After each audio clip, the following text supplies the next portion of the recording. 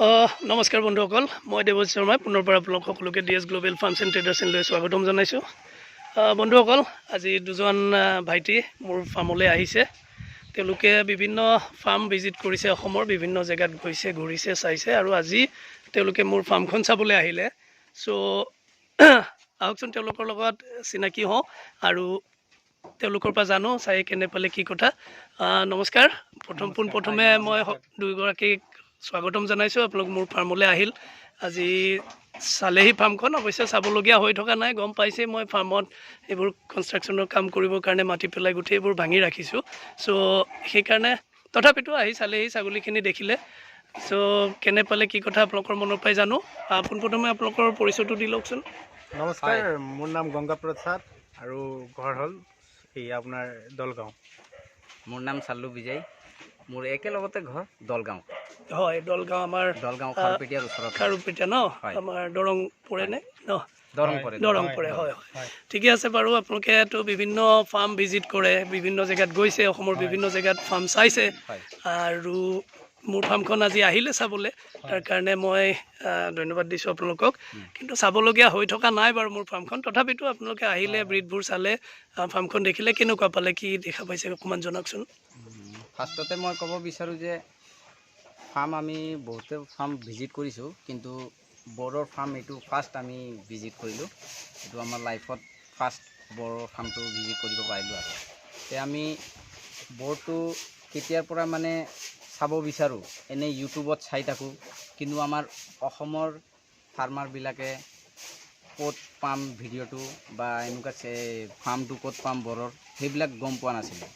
আগতো 2 বছৰ আগত এটা ললিত কুমাৰ নাথৰ ইউটিউব চেনেল আছে, তাৰ ভিডিঅ'ত দেখা পাইছিলোঁ বড়োৰ কালেকশ্যন। তাৰপিছত আপোনাৰটোতো পালোঁ, কিন্তু তাৰ ফাৰ্মত আমি যোৱা নহ'ল। তে আপোনাৰ ফাৰ্মটো আমি এসপ্তাহৰ আগত ভিডিঅ' এটা দেখা পালোঁ। তে আপোনাৰ বড়োৰ কালেকশ্যনটো আমাক বহুতে ভাল লাগিল, আৰু স্বাস্থ্যবিলাক, কোৱালিটিবিলাক বহুতে ভাল লাগিল। তে আমি বন্ধুৰ লগত কথা পাতিলোঁ যে আজি এটা ভিজিট কৰি আহোঁ ব'ল বুলি আহিলোঁ। আজি চাব পাৰিলোঁ যে আজি ইয়াতে বহুতে খুব ভাল লাগিছে। আমি যিমান এক্সপেক্ট কৰিছিলোঁ তাতকৈ বেছিয়ে ভাল লাগিছে ইয়াৰ বড়োৰ কালেকশ্যনটো। তে আমি আশা কৰোঁ যে ইয়াতে বড়োটো লৈ আমিও ফাৰ্মটো ডেভেলপ কৰিব পাৰোঁ, কাৰণ আমাৰ দৰং ডিষ্ট্ৰিক্ট আৰু ওদালগুৰি ডিষ্ট্ৰিক্টত বড়োৰ কালেকশ্যন নাই, এনেকুৱা ফাৰ্ম নাই। ক'ব গ'লে অসমত বহুতে কম ফাৰ্ম আছে। তে আশা কৰিলোঁ যে আমি ফাৰ্মখন এটা ষ্টাৰ্ট কৰিব পাৰোঁ বড়োৰ। অলৰেডি ফাৰ্ম আছেই আমাৰ বিটেলৰ লগতে, আৰু লোকেল ছাগলীবিলাক আছে। হয়, লোকেল বিটেল ধুনীয়াকৈ কৰি আছে। আৰু এতিয়া ইয়াতে দেখিলে মোৰ তাত বৰবোৰ আছে, বৰ ছাগলীবোৰ কেনেকৈ আছে নিশ্চয় দেখা পাইছা। আৰু এইখিনি দেখি কি অনুমান হয়, ইমান দামী ছাগলী এটা এনেকৈ কোনোবাই ৰাখিব জানো, বা ৰাখিব পাৰে? আগতে কিবা এনেকুৱা অনুমান হৈছিলনে?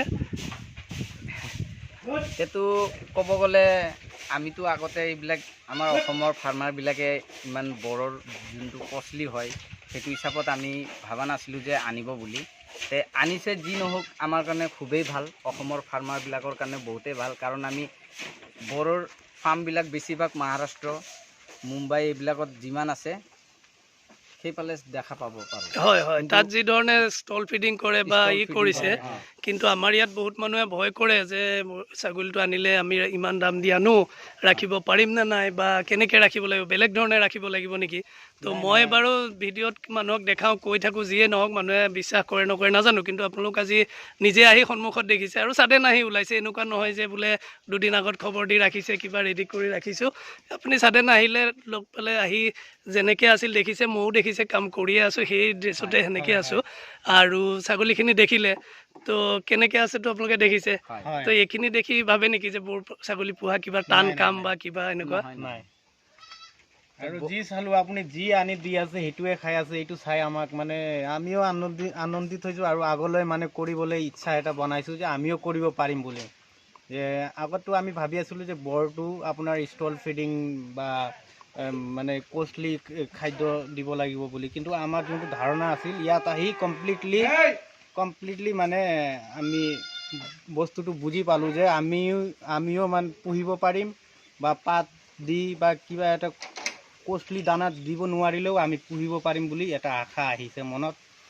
হয় হয় আৰু একেবাৰে দেখিছে এইবোৰ মই আকৌ এইখিনিতে দেখাওঁ যদি আমাৰ ভিডিঅ'ত দেখা পায় অকণমান ৰ'দ বেছি হৈ আছে